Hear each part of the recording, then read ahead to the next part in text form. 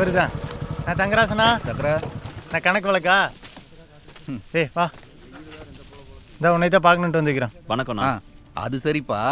அந்த current cable பிரச்சனையை பற்றி அந்த ஊருக்கானுக்கு அக்கறையே இல்லையே. நாம் என்னத்த பண்ணுறது? அந்த ப்ராஜெக்ட்னால ஊருக்கு எதுவும் பிரச்சனை வராதுண்ணா? ஊருக்கு பிரச்சனை வராத ப்ராஜெக்ட் தான் நம்ம ஆளு பண்ணவே மாட்டானுங்களே. சரி, டீ சாப்பிடலாமா?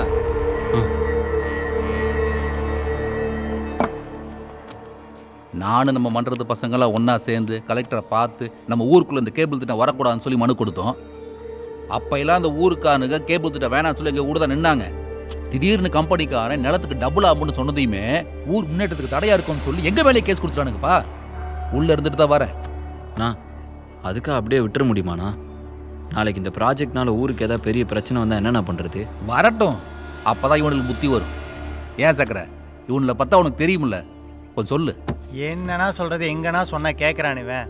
அந்த கேபிளை பார்த்ததுலேருந்து இதே வேலையாக தான் சுற்றிட்டு இருக்கிறான். அதான் உங்ககிட்ட கூட்டிகிட்டு வந்தேன், நீங்களே பேசிக்கங்க. டேய் சார் கூட அவர் நிலத்தை கொடுத்துட்டு 5 லட்சத்தை வாங்கியிருக்கிறாரு. எங்க இவர் சொல்லி புரிவிக்க முடியுமா? அட போங்கப்பா. ஆமாம், உனக்கு ரொம்ப புரிஞ்சிருச்சு. உன்னை ஒரு நாளைக்கு போட்டு பழக்க போகிறானுங்க. அப்புறம் தம்பி, பார்த்து இத்தனை வருஷமாகி போச்சு. ஆமாம், உன்னை ஏதோ முனி அடிச்சிருச்சு நானுங்க. இப்போ பரவாயில்லையா? சின்ன வயசில் டவுசரும் கூட போடாமல் இப்படி சுற்றிட்டு இருப்பீங்க. இன்னைக்கு டீ எல்லாம் குடிக்கிற அளவுக்கு பெரிய ஆள் ஆகிட்டீங்க. ஊர் இடத்துல விவசாயம் நாராயணா டீ தானே குடிக்கிறானுங்க. என்னமோ காப்பி குடிக்கிற மாதிரி பேசிட்டு இருக்க. நீங்க குடிக்கிறப்ப. ஆமா நாராயணா, இந்த ஆபத்து அளந்து விட்டு இருந்தானே ஆபீசரு ஆளே காணா. அட அவன் சொல்கிறான், இந்த கேபிளே அவன் தான் கண்டுபிடிச்சானாமா. அப்புறம் அது வெடிச்சிருன்னு வளரிட்டு இருந்தா. நம்ம கிட்ட ஆகுமா? கூப்பிட்டு 2 மிரட்டின நேரம் போலீஸ் ஸ்டேஷனுக்கே ஓடிட்டேன். அவர் யாரு?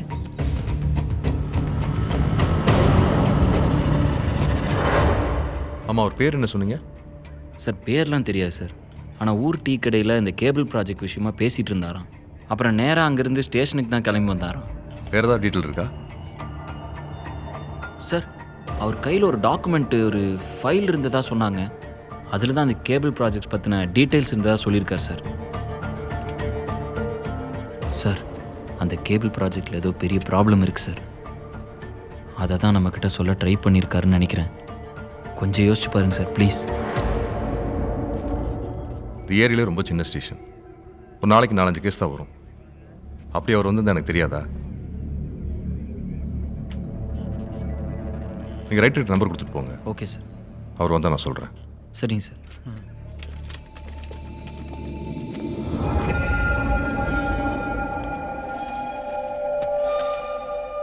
என்ன துரை? சொல்லுங்க சார். அந்த ஆளை தேடி 2 பேர் வந்திருக்காங்க சார். பிரச்சனை எதுவும் இல்லைன்னு சொன்னியப்பா. அவனை தேடி யார் சார் வருவா? பார்க்க எப்போ இருந்தானுங்க? அந்த வீரனூர் பசங்க மாதிரி தெரியுது. சரி வைங்க சார், நான் பார்க்குறேன். சரி, பார்த்துக்கோ.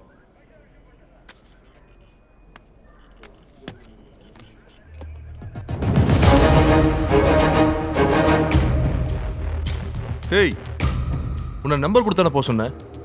இங்கே என்ன பண்ணுற? அவர் எங்கே சார் இருக்காரு? யாருப்பா? ஏய், என்னடா முறைக்கிற? ஆமா, அவன் இங்கே தான் வந்தான். நான் தான் அந்த கம்பெனிக்கார்ட்ட பிடிச்சி கொடுத்தேன். அவன் டாக்குமெண்ட்டே என்கிட்ட தான் இருக்கு. என்னடா பண்ணுவ?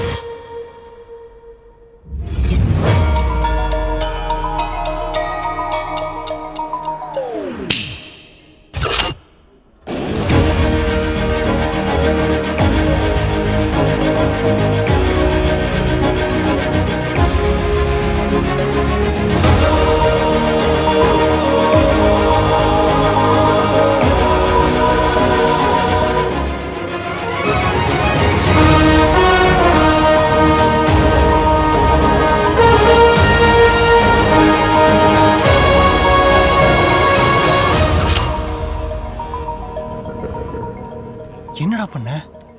அந்த ஆள் பாட்டுக்கு ஃபைல் எடுத்து கொடுத்துட்டான். சொல்கிறேன், வண்டி எடு. அட, உங்களை தானே கேட்குறேன். சாணி மேலே நிற்கிறேன். இப்போ எதுக்கு கேபிள் பிடிங்கி விட்ட? சரி, டிவியில் எல்லாரும் என்ன பார்த்தீங்க? அது என்னமோ ப்ளூ கலரில் வெடிச்ச மாதிரி காமிச்சா. அதுக்கு இப்போ என்ன? நம்ம ஊர் வழியாக போகிற கேபிள் ஒரு வேளை வெடிச்சதுன்னா நம்ம ஊர்லேயும் அதான் நடக்கும். அது வெடிச்சா வெடிச்சிட்டு போகுது. நீ முதல் திருமகள் நாடத்தை போட்டுவிடு.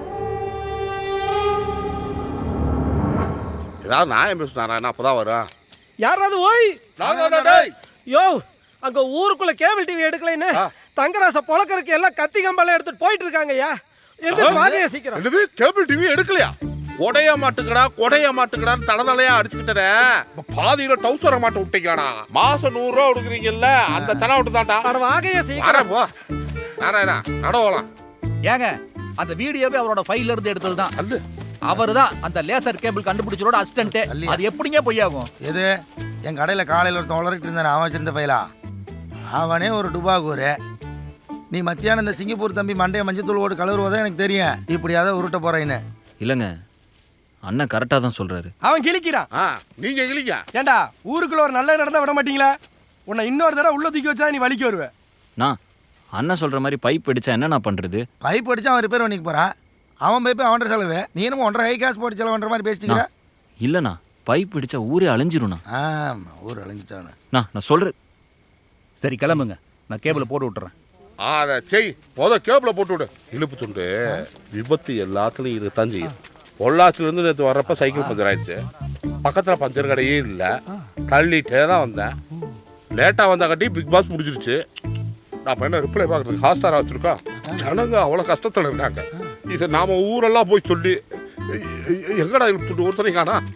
நாராயணா, ஊருக்காரங்க தான் என்னை விட்டு போட்டு வந்துட்டாங்கன்னா நீ என்னை விட்டு போட்டு வந்துட்டேன். மனார் வர வேண்டியதானே? அங்கே நான் பேசிட்டு இதுக்கு தான் இந்த மாதிரி விஷயத்துக்குலாம் முன்னாடி வர வேணாம்னு சொன்னேன்.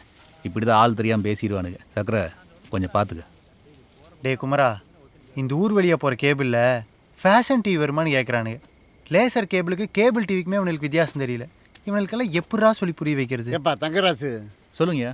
நாளான்னைக்கு பஞ்சாயத்து ஆஃபீஸ் போகணும். பசங்களை கூட்டிகிட்டு வந்துரு. கண்டிப்பாங்கய்யா. எப்படியாவது ஊருக்குள்ளே இந்த கேபிள் வர விடாமல் நிறுத்தணும்ப்பா. நாங்கள் வந்துடுறோங்கய்யா, நீங்கள் தைரியமாக போங்க. கேபிள்?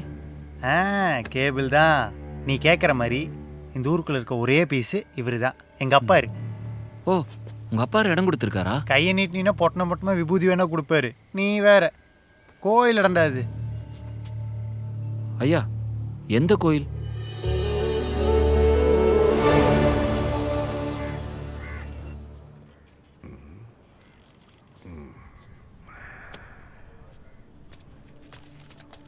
வணக்கம் ஐயா. என்ன பூசாரி, கூட்டத்தை கூட்டிகிட்டு வந்திருக்கீங்க? நான் தான் முதலே சொல்லிட்டேன்ல, நீங்கள் சொல்கிறது எதுவுமே வேலைக்கு ஆகாது. சார், வீரன் கோயில் இடிக்கிறதுல யாருக்குமே விருப்பம் கிடையாது. நீங்கள் மனசு வச்சா தான் முடியும். ஓ, வீரங்கோயில் இடிக்கிறது தான் உங்களுக்கு முக்கியமான பிரச்சனை. அந்த கரண்ட் கேபிள் நம்ம ஊருக்கு ரொம்ப ரொம்ப அவசியம். அது கண்டிப்பாக வரும். 26 ஊருக்காரங்க இடம் கொடுத்துருக்கான். உங்களுக்கு என்னையா? ஐயா, வீரன் கோயிலை மட்டும் விட்டுருங்கய்யா. அதை விட்டுட்டு அந்த 5 கஞ்சி வீரன் கோயில் தான் உங்களுக்கு பெருசா போச்சா? அந்த கோயில் இருக்கிறதே பஞ்சாயத்து இடத்துல. இதில் இடிக்கக்கூடாது கூடாது வீரன் கூறன்னு வந்துட்டாங்க. என்னது வீரன் கூறனா? என்ற வீரனை தாண்டி இன்னைக்கு நீ எப்படி கைட்டு போறீங்கிறத பார்க்கலாம்டா. இது வீரன் கோயில் மண்ணு. நீ மட்டும் கையெழுத்து போடு. உனக்கு என்ன நடக்குதுங்கிறத பாடுறா. இப்போ என்ன, நான் கழுத்து போடுறது நீ பார்க்கணும், அவ்வளோதானே? பார்த்துட்டு போ. எல்லாம் டீ சாப்பிட்றீங்களாப்பா? அட, டீ சாப்பிட்டு தெம்பா பாருங்க.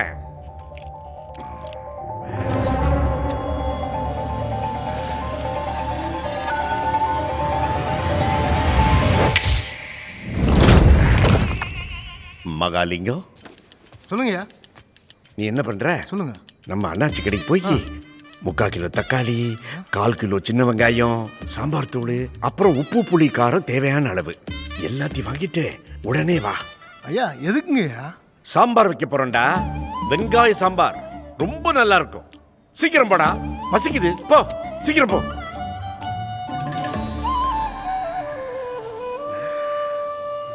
நீங்க யாரு சார்? அந்த கேபிள் ஸ்கீமு கோவில் லேண்டுக்கு சைன் பண்ணுறதுக்காக வர சொல்லுதீங்க. நீயா? என்னது, வீரங்கோயில் இடத்த கேக்குறீங்க? அந்த வீரனோட சக்தி என்னன்னு தெரியுமா? அதெல்லாம் கொடுக்க முடியாது. அதெல்லாம் கொடுக்க முடியாது. கொடுக்க முடியாது. கொடுக்க முடியாது. வீரா,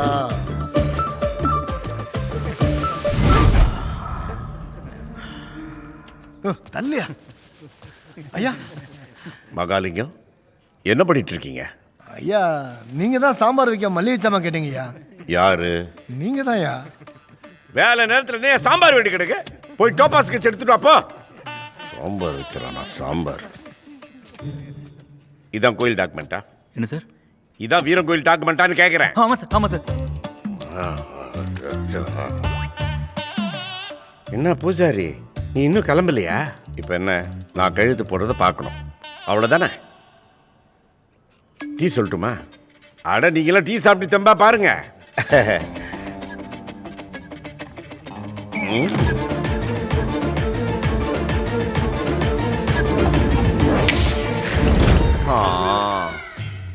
மகாலிங்கம் ஐயா. மகா, நீ என்ன பண்ற? சொல்லுங்க ஐயா. பக்கத்து வீட்டு ஜோதிமணி அக்கா கிட்ட போய் நான் கேட்டேன்னு அந்த சீமெண்ட் ஸ்டவ்வை வாங்கிட்டு வா. ஐயா, உங்களுக்கு என்னதான் ஆச்சு? சாம்பார் வைக்க போறேன்டா, வெங்காய சாம்பார். சீக்கிரம் போயிட்டு வா, சாப்பிடணும். முக்கியமா அந்த ஸ்டவ் பின்ன மறந்துடாதே. நீங்க சார், அந்த வீரங்கோயில் லேண்டுக்கா சைன் வாங்க வர சொன்னீங்க சார். என்னது, வீரங்கோயில் நிலத்தை கேட்குறீங்க? அந்த வீரனோட கதை தெரியுமா உங்களுக்கு?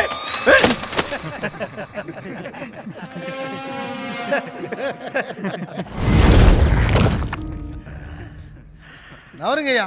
தல்ல தல்ல தல்ல தல்ல. என்றாது நீ தானையா சாம்பார் வைக்க மனநஷ்டவு கேட்ட? வேற எதை கேட்டனா? அப்புறம் இந்த பின்ன கேட்டேன். பின்ன கேட்டனா?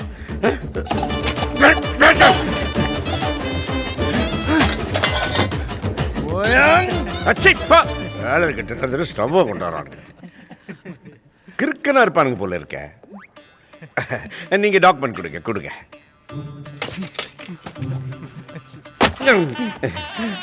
கோவம் வரும்.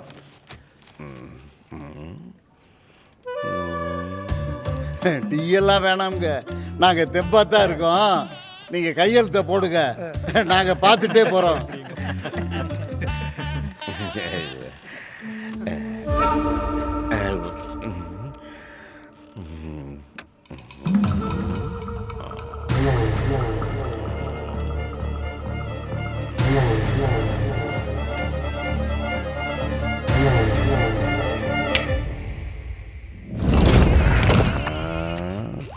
மகா லிங்கு, டேய் நில்லுங்கடா, போடாத. டேய் டேய் நில்லுங்கடா, சாம்பார் வைக்க போறேன். டேய் வீரா, வீர இறங்கி வந்துட்டான், இறங்கி வந்துட்டான். இனி ஒன்றை குறையெல்லாம் தீர்த்து வைக்க போறான். ஆனா அதான்டா என்னன்னே தெரியல. அந்த ஆள் கிறுக்கு நாடம் கையில் தோற படம் போயிட்டான். ஒண்ணுமே புரியல.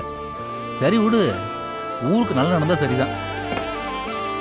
இந்த வந்துட்டான். என்ன நாராயணா, என் வீரனுக்கு பொங்க வைக்க காசு கேட்ட அந்த ஆள்கிட்ட கோர்த்து விடுறியா? வீர இறங்கி வந்துட்டான்டா. இனி உங்க 2 பேருக்கு என்ன நடக்க போகுது மட்டும் பாருங்கடா. அடிக்கிற வேலையில் மண்டை புளிங்க மூளை புளிகிரிச்சாட்டிருக்குது.